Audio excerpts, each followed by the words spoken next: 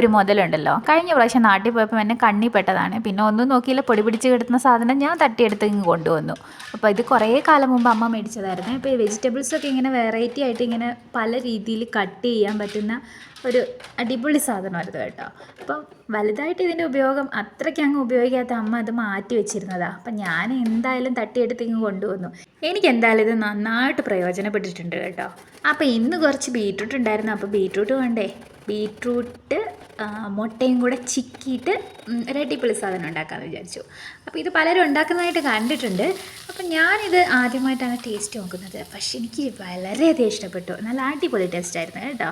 പരിപാടിയൊന്നുമില്ല, സാധാരണ നമ്മൾ തോരൻ ഉണ്ടാക്കുന്ന പോലെ തന്നെ അങ്ങോട്ട് ചീവിയിട്ട് ഉപ്പും ഒക്കെ കൂടെ ഇട്ടിട്ട് പച്ചമുളകും കറിവേപ്പിലയും ഒക്കെ ഇട്ടിട്ട് നന്നായിട്ട് ഇതുപോലെ ഒരു തോരൻ അങ്ങോട്ട് സെറ്റ് ചെയ്തതിന് ശേഷം എല്ലാം ഒന്ന് സെറ്റായതിനു ശേഷം ഒരു മുട്ട പൊട്ടിച്ചൊഴിച്ചിട്ട് ഒന്ന് ചിക്കി എടുക്കുന്നു. അത്രയേ ഉള്ളൂ സംഭവം. ഒരു കിടിലൻ തന്നെ.